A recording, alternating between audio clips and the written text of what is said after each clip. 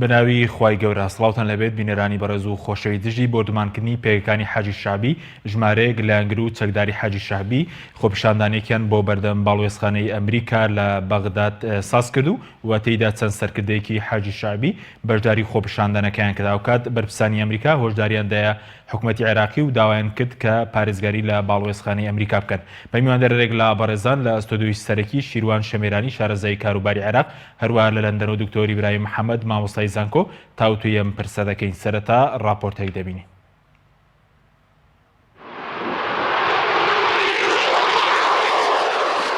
لە کاردانەوەی بۆردومانکردنی پێگەکانی حەشدی شعبی لە ئەنگرانی حەشدی شعبی چوونە بەردەم باڵیۆزخانی ئەمریکا لە ناوچەی سەوزی بەغدا و ئاڵای کەتیبەکانی حیزبوڵایان لەسەر دیوارەکانی باڵیۆزخانەکە هەڵکرد. لە خۆپیشاندانەکەی بەردەم باڵیۆزخانەی ئەمریکا چەندین بەرپرسی باڵای حەشدی شعبی بەشدار بوون، لەوانە فالح فەیاز سەرۆکی حەشدی شعبی و ئەبوو مەهدی موهەندیس جێگری سەرۆکی حەشدی شعبی، قەیس خز عەلی سەرۆکی عەسایبی ئەهلی حەق و هادی عامری سەرۆکی ڕێکخراوی بەدر. قەیس خز عەلی سەرۆکی عەسایب ئەهلی لە خۆپیشاندانەکەدا ڕایگەیاند باڵیۆزخانەی ئەمریکا پیلان دژی سەروەری عێراقدا دەڕێژێت و ئەو دەست درێژیەش بێوەڵام نابێت. محەممەد موحی وتەبێژی کەتیبەکانی حیزبوڵای عێراقیش ڕایگەاند خۆپیشاندان و هەڵوێستی گەل لە بەردەم باڵیۆزخانی ئەمریکا ناردنی پەیامێک بوو بۆ ئەمریکیەکان کە بوونیان لە عێراق قبوڵکراو نییە.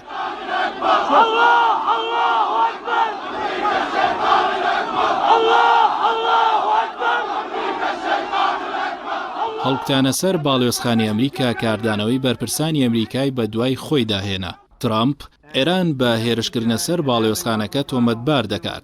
دۆناڵد ترامپ سەرۆکی ئەمریکا ژمارەیەک تویتێکی لەسەر ڕووداوەکە لە تویتەر بڵاو کردەوە باس لەوە دەکات ئێران هەماهەنگی بۆ هێرشکردنە سەر باڵیۆزخانی ئەمریکا کردووە و پێویستە حکوومەتی عێراق پارێزگاری لە باڵیۆزخانەکە بکات. لە تویتێکی دیکەدا ترامپ پەیامێک ئاڕاستی خەڵکی عێراق دەکات و دەڵێت بۆ ملیۆنان هاوڵاتی عێراقی ئەوانەی ئازادیان دەوێت و نانەوێت لە ژێر هەژمونی ئێراندا بن ئێستا کاتێتی. بەهۆی بەردەوامی خۆپیشاندانەکان باڵیۆزخانەی ئەمریکا لە بەغدا هۆشداریدا هاوڵاتیانی وڵاتەکەی و داوای کرد پێداچوونەوە بە ئاسایشی خۆیاندا بکەن و نزیک باڵیۆزخانەی ئەمریکا نەبنەوە.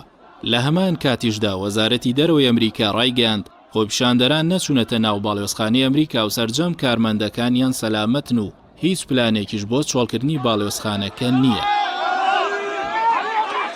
هاوکات ئەنجومەنی وەزیرانی سعودیە لە ڕاگەاندراوێکدا ئیدانی هێرشکردنە سەر باڵیۆزخانە و هێزەکانی ئەمریکا لە عێراق دەکات و دەڵێت ئەو هێرشانە کاریگەریان لەسەر ڕوبەڕووبوونەوەی تیرۆر دەبێت. یەکێتی ئەوروپاش نیگەرانی خۆی لە هێرشکردنە سەر باڵیۆزخانی ئەمریکا دەربڕی و ئیدانی هێرشکردنە سەر هێزەکانی هاوپەیمانی نێودەوڵەتی دەکات. وتەبێژی کۆمیسیۆنی کاروباری دەرەوەی یەکێتیەکە داوا لە حکوومەتی عێراق دەکات نوێنەرایەتی و نێردە دیبلۆماسیەکان بپارێزێت. لەلایەکی ترەوە وەزارەتی دەرەوەی عێراق لە ڕاگەاندراوێکدا جەخت لەوە دەکاتەوە پابەندن بە پاراستنی باڵیۆزخانی ئەمریکا لە بەغدا. وەزارەتی دەرەوەی عێراق ئاماژە بەوەش دەکات عادل عەبدولمەهدی فەرمانی کردووە خۆپیشاندەران دەست بەجێ شوێنەکە چۆڵ بکەن و هەر دەست درێژێکیش بۆ سەر نوێنەرایەتیە بیانیەکان ڕێگە پێدراو نییە و ئەنجامدەرانی ڕوبەڕووی یاسا دەبنەوە.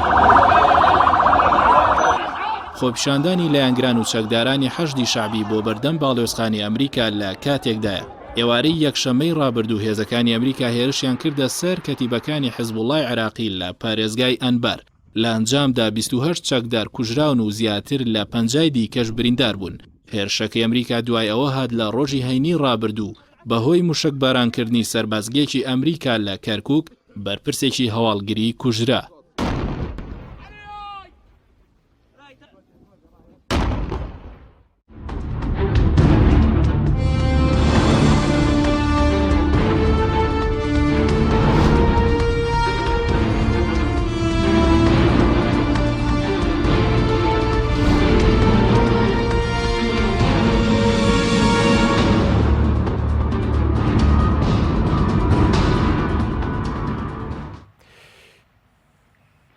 جارێکتر سڵاوتان لێبێت بینەرانی بەڕێز سوپاس بۆ میوانەکان من مامۆستا شیروان خێربنگ لەسەر لە بەڕێستان و دەست پێ بکەین خۆپیشاندانەکەی ئەمڕۆی لایەنگرانەوە بەشێک لە چەکدارای حەج شەعبی بۆ بەردەم باڵوێزخانی ئەمریکا چ پەیامێکی تێدا بوو؟ سوپاس. بسم الله الرحمن الرحیم. بەڕای من ئەمە خۆپیشاندان نییە، ئەمە بەشێکە لە ئەو شەڕەی کەوا لە نێوان ئەمریکا و ئێران ناکرێت لەسەر خاکی عێراقی واتە ئەمە بەشێکە لە پێک دادانی ئەمریکا و عێراق بەڵام لەسەر خاکی عێراقی ئەوەی کە کرا ئەمڕۆ خۆپیشاندان نییە بە شێوەیەکی مەدەنیانە بەو شکلی کەوتەوە بتەوێت جەماوەر داوای شتێ لە حکوومەتەکەی خۆی بکە ئەمە گردبوونەوەیەکی سیاسی حزبیە پەیوەندی ڕاستەخۆی بۆ ململانەی نێوان ئێران و ئەمریکاوە هەیە لە بەغدا میلیشای حەشدی شعبی قیادەکانی خۆیان ئەوانەی کەەوە هادی ئامری و ئازام ئەندامی پەرلەمانیشە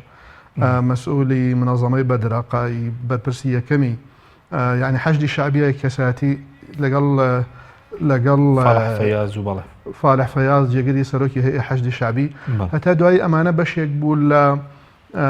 لە شەڕێک لەگەڵ ئەمریکا کردیان و پاشان ئەوەشی کەوا دروست بوو لە پاش کوشتنی ئەو ئەوانەی حیزب الله بوو لە قائم لە 2 ڕۆژ پێش ئێستا بۆیە ئەمە خۆپیشاندان نییە بەقەدەر ئەوەی کەوا جەنگێکی ڕاستەوخۆی نێوان ئەمریکا و ئێرانە لە بەغدا. باشە بەس بەشداریکردنیە و سەرکردانی کە بەڕێز داماژ پێگەت بۆ نمونە هادی عامری تیا بوو سەرۆکی ڕێکخراوی بەدر، فالح فەیاز سەرۆکی دەستەی حەج شعبی، ئەبوو مەهدی مۆندیس جێگرەکەی، قەیس خزعەلی، بڵین ئەمینداری عسایب، هیچ پامێکی تێدا و بەشداریکردنی ئەوانش ئەوان خۆیان بەشێکن لە حەشدی شعبی شارەکە ئەوەی کەوا ئێران ئەیکا لە ڕێگەی حەشدی شعبیەوەی کە ئەوەی کەوا لی درا و حەشدی شعبیە حکوومەت زۆر بوونی نییە زۆر کاریگەری نییە ئەوە ئێستا حکوومەت ئەڵێ وەزارەتی دەرەوە لە باتی ئەوەی کەوا بێت سەفارەتی ئەمریکا بپارێزێ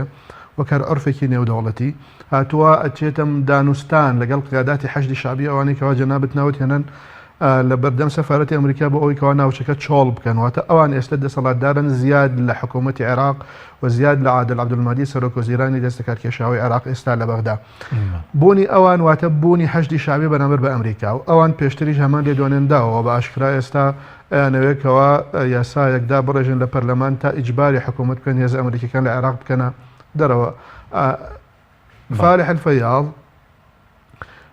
لە مانگی ڕابردوو لەم مانگەیە بوو کاتێکەوە ترامپ لە کۆمەڵی کەسایەتی و دەستەی حەشدی شعبی عێراقی خستە ناو لیستی تیرۆرەوە فالح فەیاضێکی بوو لەوانەی کەوا قەرار بوو ئەویشی تیابێ بەڵامێکی وەساتەیەک لە نێوان عێراق و ئەمریکا و هەندێک ئەڵێن تەنانەت قەتەریش چۆتە سەر هێڵ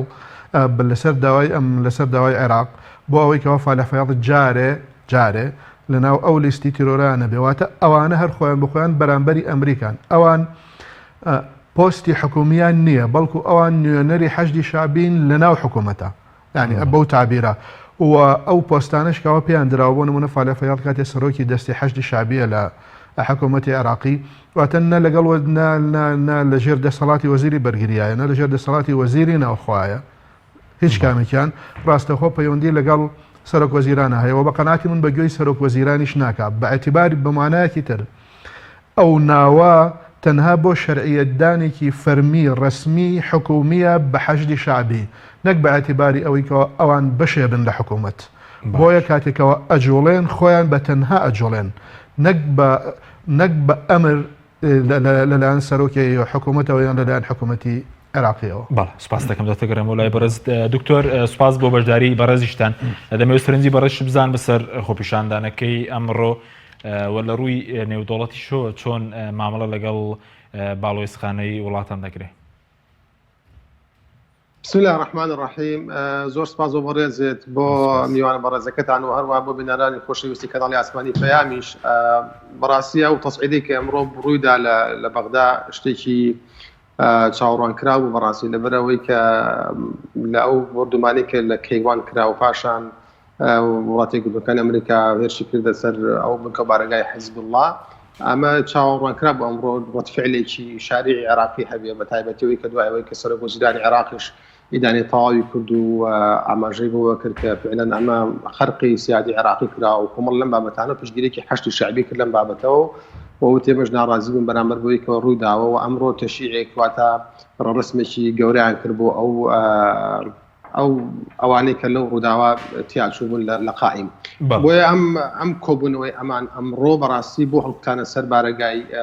بڵێن سەفارەتی وڵاتی یەکگرتووەکانی ئەمریکا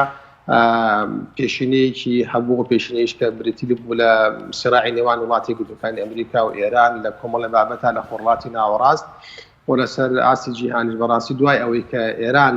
وڵاتی یەکگرتووەکانی ئەمریکا کشایەوە لە ئیتفاقی ئەتۆمی ئێران کۆمەڵی عقوباتی تازە بەسەر ئێران چەسپێنرا و ئێرانیش ناوچە وڵاتی ناوەڕاستە کۆمەڵ هەنگاوی ناوە دیاریترینیان ئەوە بوو کە هێرشی کردە سەر ئارامکۆ لە سعودیە و تەسیرێکی سلبی کرد لەو بارودۆخە. بۆیە بەڕاستی ئەوەی کە ڕوویداوە ئەمڕۆ واتە پێشینەیەکی هەیە، ئەو پێشینانە کاریگەریان هەبوو، واتە تەنها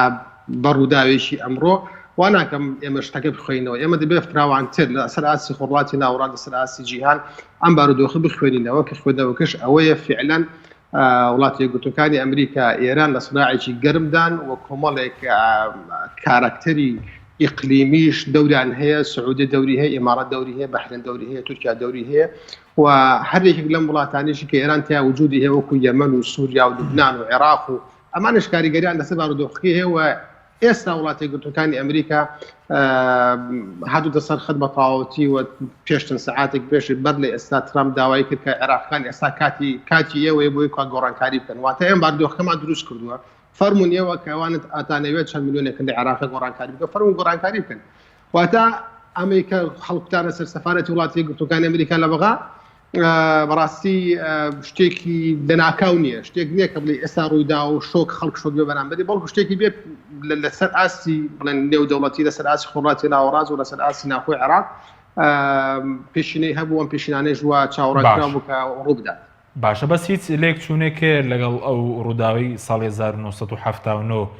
مەسەرەن دەست بەسەراگرتنی باڵۆیزخانەی ئەمریکا لە تاران کە 66 بڵێن دیبلۆماتکاری ئەمریکی تێدا دەبەستن، هیچ لێک چوونێکە یاخود دوو ڕووداوی لێک جیاوازن، چووکە هەندێک بڵێن خوێندنەوەی سەرکردەکانی حەج شعبی هەبوو کە ئەمە دووارە بوونەوەی هەمان شتە و پوختەیەکی مێژوویە. بەڕاستی ڕێک 40 ساڵ بەر لە ئێستا ڕووداوە لە ئێران وەکو بڵێ ئەترافەکانەوە ئێران و وڵاتی یەکگرتووەکانی ئەمریکا و سەفارەت و کە هەڵتان سەر سەفارەت و لەم بابانە لە یەک بچن و سراعی ئەم دوانش بەردەوام هەیە و ئەم سرعە بەڵام دوو ڕووداوی جیاوازن، دوو ڕووداون لە سەردەمانی جیاوازە ڕوویداوە. ئەو کاتێک کە ڕوویداوە لە ئێران هەمووی کوڵاوە، ئەو کاتێک کە ئێران لەبەرەی وڵاتی یەکگرتووەکانی ئەمریکا و پیان تۆ پۆلیسی خۆڕاتی ناوەڕاست بووە وڵاتی یەکگرتووەکانی ئەمریکا و دەستی ئەمریکا لە ناوچەکە بە جۆرێکی تر بوو و ئێران پشتگیریی تەواوی کردووە. ئەمانە کۆمەڵ شت بوو ناگەڕن بۆ ساڵ 1970 لێو ڕوویداوە، بەڵام ئەوەی کە بڵێن خاڵی هاوبەشە وەکو ئاماشت بگرن ئەمە هەردووکیان ئەمە ئێران و ئەمریکا سەفارەتە، بەڵام جیاوازەکەیەوە لە عێراقەیە و لە ئەمە دوو ڕووداوی جیاوازن، دوو ئەنجامی جیاوازن و ئینپوتەکان و ئاوتپوتەکان واتە مدخلات و مخرجاتیان جیاوازن. تۆ بێسەوە بکەی بڵێ وڵا ئەوەی کە ڕوویداوە لە سەفارەت و مادەم سەفارەتەوە یەک نا دراوەکانی ئەو دراوانێک کە ئێمە دەیبینین لەم بارودۆخی ئەوانەی کە بوونەتە هۆکاریەوەیەوە ئێستا ئەوە ڕووبدە لە عێراقا بەڕاستی جیاوازن. من حەزەکەم ئێمە لەسەر ئەم بابەتە بە تەسکیب نەجوڵێن، ئێمە من پێم وایە دەبێت سوورەکە زۆر گەورەتر ببینین، وا ببین ئایا ئەم بارودۆخی کە ئێستا ڕووداوە ئەمڕۆ سلسلەیەکە لە کۆمەڵێک شتی تر لە خۆڕاتی ناوەڕاست دەگۆزێنێ و دێت و دەڕوا. یعنی تۆ سێرکە ینی پێش 3 مانگ بەر لە ئێستا ئارامکۆ قەسف کرا، وڵاتی یەکگرتووەکانی ئەمریکا سعودی داوای لێ وتی لە ئێران بدە، وتی من جارە لە ئێران نادەم. ئەمانە هەمووی ڕۆڵی هەبووە، بۆ نمونە ئەوەی لە سووریا دەگوزارێت کە ئێران بۆ شێواز، ئەوەی لە لوبنان دەگوزارێ، ئەوەی کە حتا لە فڵاستینیش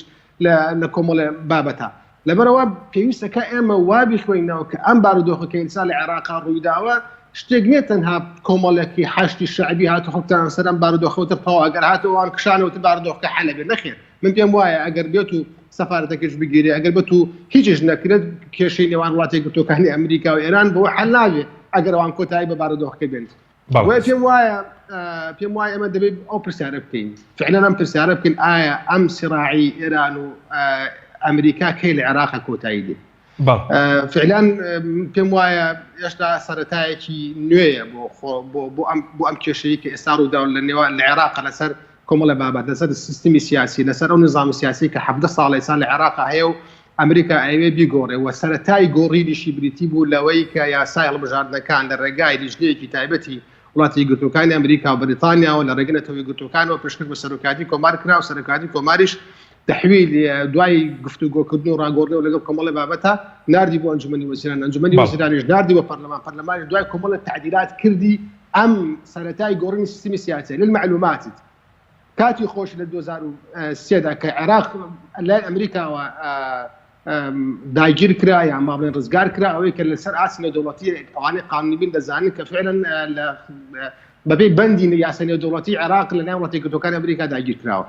بەڵام لەو کاتێشا دەسووری عێراقی کە پێشتر قانوندار دەوڵەتی عێراقی بوو لەلایەن ئەمریکیەکانەوە لە ڕێگەی 2 سەنە نووسراوە درا بە عەدنان پاچەچی عەدنان پاچەچیش وەکو مەشروعێکی خۆی تەقدیمی کرد و پاشان سیاغەدێکرا من حەزەکە ئەم نقطەیە لەسەری وەستی دانانی یاسای هەڵبژاردن لە 2023 بەدواوە لەسەر ئەساسێکی تەوافقی نێوان هەموو پێکاتەکانی عێراق کراوە ئەم یاسای هەڵبژاردنە کە ئێستا لە عێراقا لەلایەن پەرلەمانەوە دەرچوو و ئەساسەکەیشی ئەوە بوو کە وتم ئەمریکا و بەریتانیا و لە ڕێگە نەتەوەیەکگرتوەکانەوە دایان بە سەرۆکاتی کۆماری عێراق و لەوێ گەڕێرا بۆ حکوومەت و لە حکوومەت و پەرلەمان تەصدیقی کرا ئەم سیستەمە سیاسی دەگۆڕێواتە ئەم سیستەمە سیاسی کە لە عێراقا هەیە 17 ساڵێکی لەسەرەکە هەڵەوەشێنێتەوە ئەمە وڵاتیەکگرتوەکانی ئەمریکا دەیەوێت و ئێران نایەوێت. سپاس دەکەم دەگەرم و لای بەڕێزت دکتۆر مامۆستا شیرۆمگرم و لای بەڕێز سەبارەت بە باڵۆێزخانەی ئەمریکا ینی ئێستا باز دەکەی گەورەترین باڵۆێزخانەی ئەمریکا لە جیهان لە عێراقا ینی بۆچی ینی گەورەترین باڵۆێزخانەی ئەمریکا لە عێراقا ئەمریکا عێراقی بەهی خۆی دانا بۆ پاشەوەی کەوا چونکە ئەمریکا بە سەربازی ئەمریکیەکان عێراق ئەم بە سەربازی ئەمریکی و بەریتانی سەدام حوسێن لەبەراو ئەم سیستەمێکەوە یان ئەم دەسەڵاتێکەوە ئێستا لە عێراقا ئەم ڕژەمێکەوە ئێستا هەیە لەسەر دەبابەکانی ئەمریکی و بەریتانی هاتوونەتە سەر حکم و گەورەترین کۆنسڵگەراتی شوازەم هەر لە هەولێرە بە هەمان شێوە چونکە ئێرە بە زیاتر بەهی خۆیان دانێن وەک بەرکەزێک وەک سنتەرێک لە ڕۆژهەڵاتی ناوەڕاستە بۆ ئەوی کەوا زۆر ئیشی لێوە بکەن ومەسەلەی سەفارەتی بەغدا ئەمریکا لە بەغداوە پاشان ئەمریکا لە تارانەوەی ساڵ 1970 من ماوەیەک لەمە پێش خوێن بابەتێکم خوێندەوە هی نووسەرێکی ئێرانی ئەوان قەنەعەتیان وایەکەوە ئەم خۆپیشاندانانێکەوە ئەکرێ لە بەغدا بۆ گۆڕینی ئەم دەسەڵاتێکەوە ئێستا هەیە ئەم توێژە سیاسیکەوە ئێستا هەیەەوە ئەو شێوازە میکانیزمە سیاسی و حکومی و یاسایشکەوە لە پشتیاوە لە 2034 دامەزراوە وتی ئەڵێن بچن چواردەوری سەفارەتی ئەمریکی بن چونکی هەموو پیلانەکان لەوەدا ئاڕێژرێ ئەمە بەمانای ئەوەنە ئەوان بۆ ئەوە چوونەتە ئەوێ بەڵکو ئەمە هەلێک بوو قۆزرایەوە بۆ ئەوەی کەوا بەو شوێ مامەڵەی لەگەڵا بکەن و ئەگەر عێراق بە توندی نەچێتە سەرهێڵ بۆ ئەوەی بە قەنەعەت پێکردنی قەیس قەزعەلی و هاوڕاکانی کە لەو ناوچەیە بەجێنێڵن زۆر دوور نییە کەەوە خێم چادر هەڵبن وەک ساحەی تەحریر بۆ ئەوەی کەەوە ئەوانش چواردەوری سەفارەتی ئەمریکی بن ئەوە زۆر شتێکی ئاسایی بێ ئێران یان ئەمریکایان عێراقەوەی ئەوەی کەەوە ئێستا ئەگوزەرێ ئەوەی کەوا لە سەفارەتەکەی ڕوویدا ئەمریکەکان خۆیان تۆقۆی ئەویان کردو زۆر بەباشی وەزانی وشانەکەەوە ئەوە دروست ئەبێ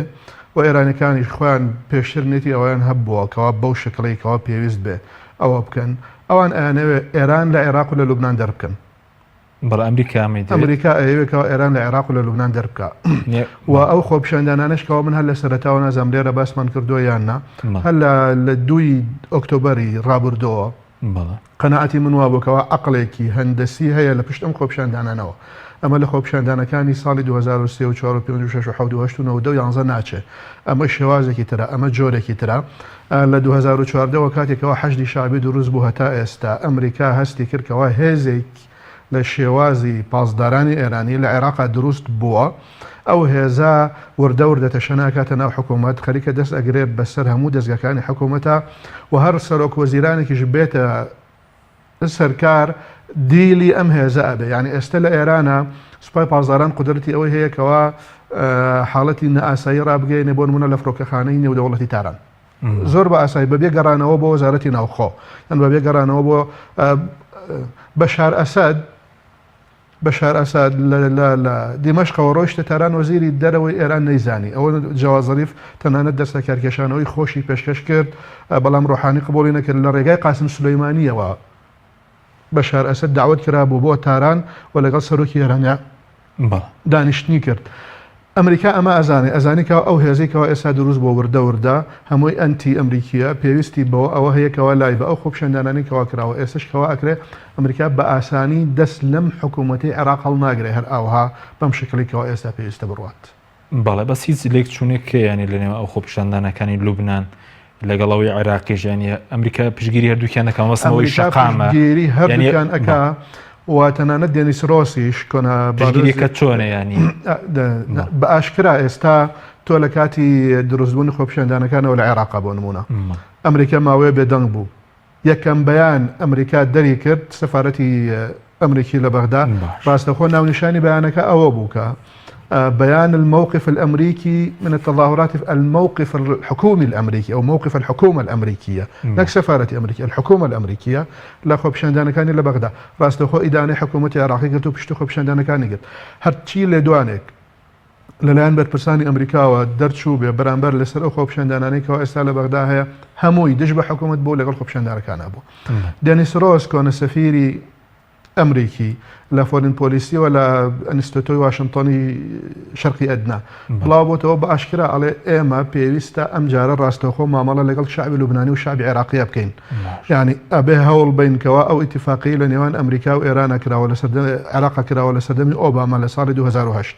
ولا 2011 بە تەواوی جێبەجێ کراوە سوپای ئەمریکی بە شێوەیەکی فەرمی لە عێراق چۆ دەرەوە لە سەردەمی مالکی ئەوە تەحریض بکرێ دەستکاریەک بکرێ بە شێوەیەک کەوا زیاتر شعبی عێراقی مشترک بێت لەو ئیتیفاقیە و هەروەها هەوڵیش بدرێ ئەمریکا لە لوبنان ڕاستەوخۆ مامەڵە تەنها یارمەتی خۆی پێشکەش بە سوپای لوبنانی نەکا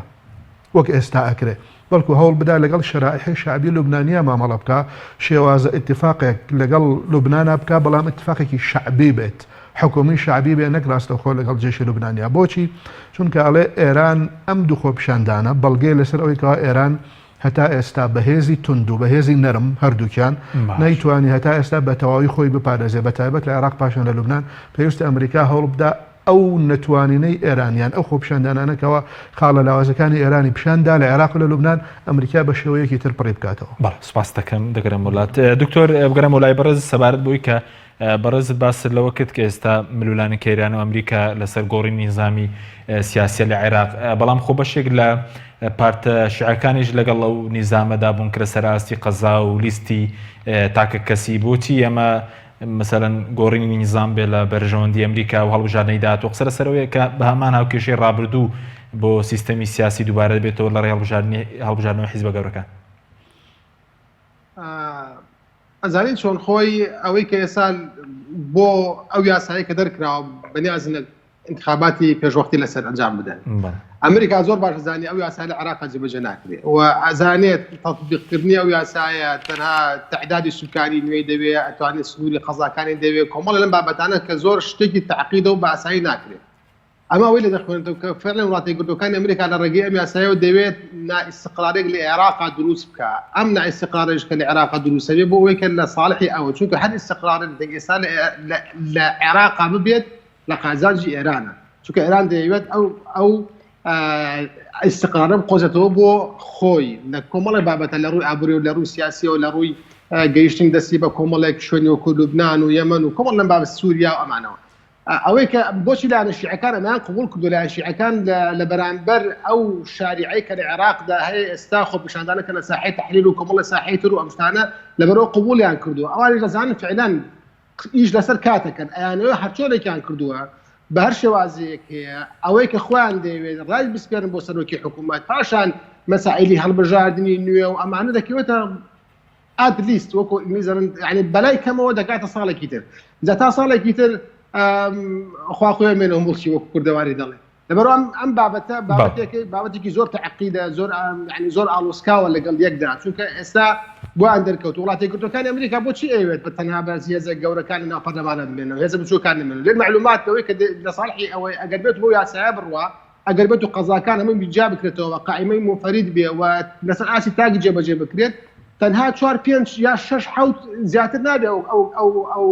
ئەو لیسانێکە ناو پەرلەمان دەبن ئەو حیزبانی با بڵێن ناو پەرلەمان دەبن باش لە وڵاتی یەکگرتوەکانی ئەمریکا ئێستا لە چەندین لیستی جیاواز هەیە لیستی وایەک یەک کورسی هەیە وا دوانی هەیە سیانی هەیە چواری هەیە پێنج هەیە ئەمە لەسەر ئاسی بازنە گەورەکانی نایەتوە ئاسی محافەزە بەڵام ئەگەر بچووی کەیتەوە بۆ سەر ئاسی قەزاکان بێگومانە حیزب بچووکانەوە نان لە جنوب و لە ناوەڕاست و لە کوردستانی خۆشمان لەبەرەوە ئەمە کاریگەری هەیە بۆی کەوا کۆمەڵی هێز بێنە سەر دەسەڵات کە فعلان دانوستانکردن لەگەدانە بۆ گۆڕانکاری لە سیستمی سیاسیە زۆر ئاسان باشە بەس سەبارەت بۆی کە بەڕێز وتت ئەم کێشەی نێوان ئێران و ئەمریکا ئەوەی کە لە لوبنانە ئەوەی کە لە سووریا بڵێن ئەوەی کە لە یەمەنە هەمووی پەیوەندی بەیەکەوەیە یاخود بڵێن پێش جۆرێک لە پاشەکشە هەبوو لە سووریا تێڕوانین ئەمریکا بۆ عێراق جیاوازترە لە مربیان لەگەڵ ئێران لەگەڵ سووریا کاک حەکیم ئەوەی کە لە عێراق دەگوزارێ بۆ وڵاتی یەکگرتوەکانی ئەمریکا زۆر جیاوازەوەی لە لوبنان و یەمەن و سووریایش چونکە عێراق لای وڵاتی یەکگرتوەکانی ئەمریکا لە ساڵ 2023 نزیکەی 150,000 هێزی سەربازی مارەزی خۆیان ناوەتی عێراقەوە بۆ هیچ ناوچەیەکی تری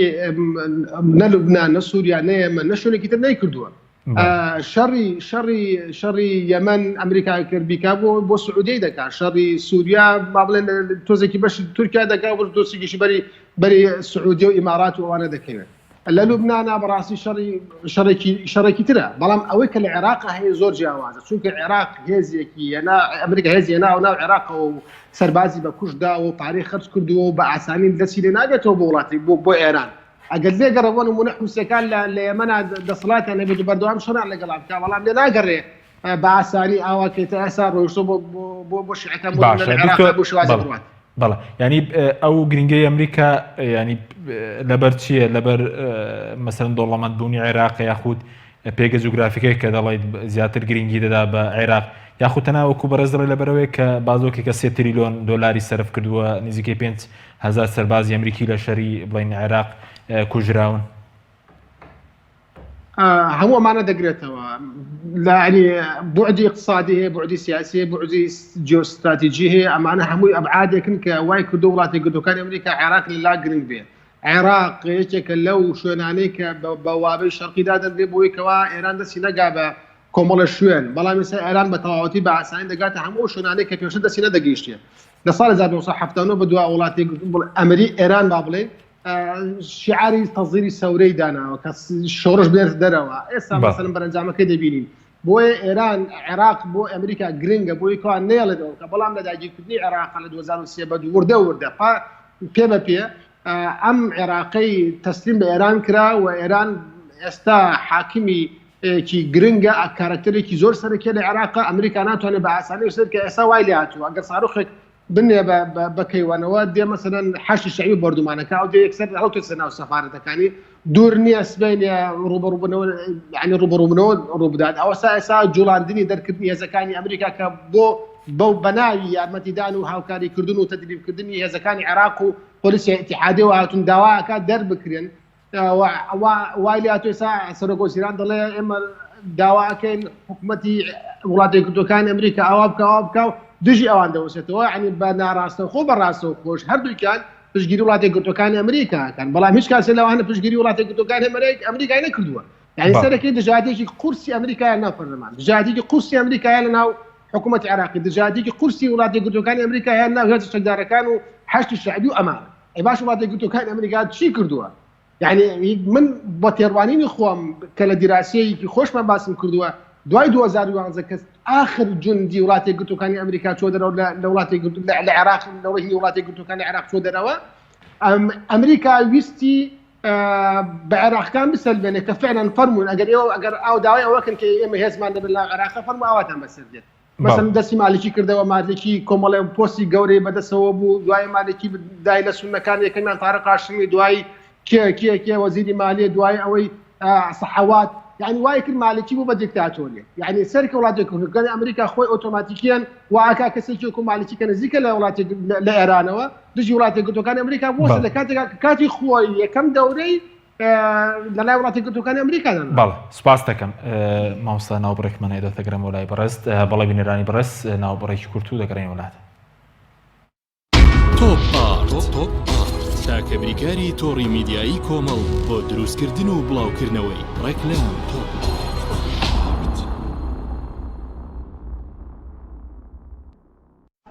کۆمپانیای سەماوات بۆ حەج و عومرە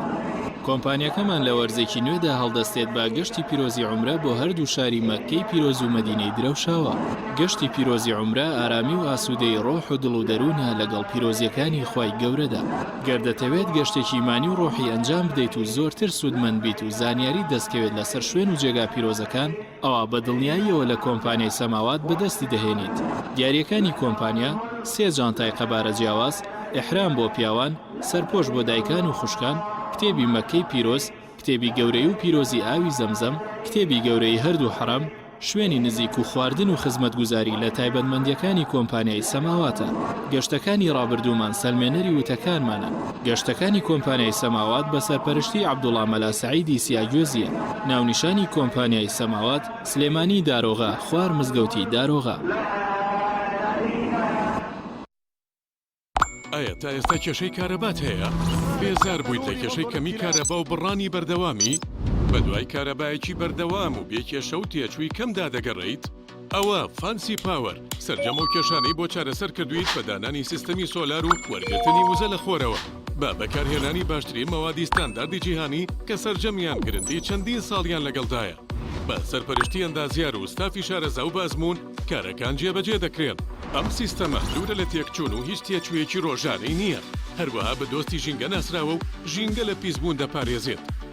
فانسی پاوەر بۆ داهاتوویەکی ڕووناکتر. ناونیشان سلێمانی، شەقامی مامۆستایان، نزیک شەقامی قەنات، تەلاری جاسەنا. 0 153 85 85.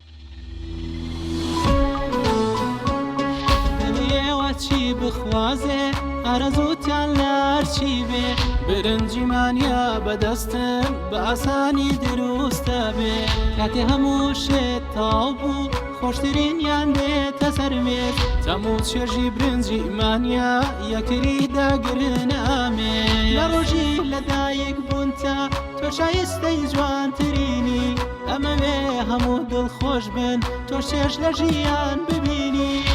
برنجیمانیا هێزی خوانە شایستەی ماڵ و میوانە. برنجی 11 هندی و 11 پاکستانی مانیا بە تام و چێژ و ناوازە و تەنیا تاکە برنجە لە هەموو ئەوروپا بەکاردێنرێت. ئەم کوڕانەوی چالاکە حەزی لە چپسێکی چاکە بۆیانینی لای تاکە زۆر تەندروستە و زۆر پاکە. ئەم چەشناوی پاریە حەزی لە چپسی نینیە نینی تامی سروشتیە هیچ چپسێک وەک ئەو نییە. هەژوانیش کوڕێکی جوانە حەزی لە ئاهەنگێرانە لە یادی لەدایک بوونەکەی چپسی نینی بوو هەڵبژار دەکەی. نینی هاوڕێی مناڵانە تامی خۆشە و بێزیانە بۆن و ڕەنگی هەمە جۆرە شێوە و قەبارەی زۆرە. بشاری نینی تامێکی لە یاد نەکراو. تەندروستی خۆم لەلا گرنگە بۆیە هەمیشە بە دوای ئەو خۆراکانەدا دەگەڕێم کە لە شولارم تێک نادات و ئەم پارێزێ لە قەڵەوی بۆیە زۆر گەڕام تا باشترین برنجی سروشتیم دۆزیەوە.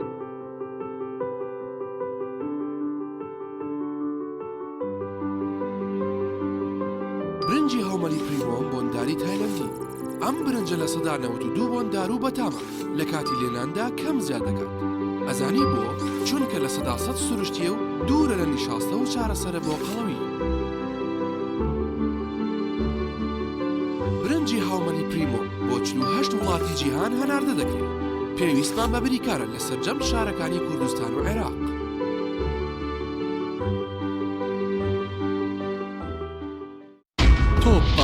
تۆپ تاکە بریکاری تۆڕی میدیایی کۆمەڵ بۆ دروستکردن و بڵاوکردنەوەی ڕێکلام تۆپ.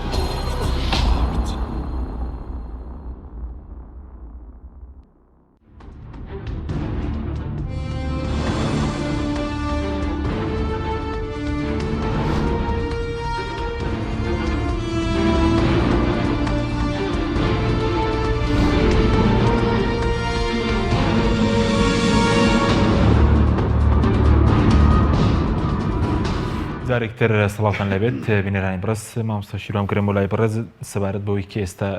دوو کاردانەوەیکیان کە داوای بۆ نمونە دەرکردنی هێزەکانی ئەمریکا دەکات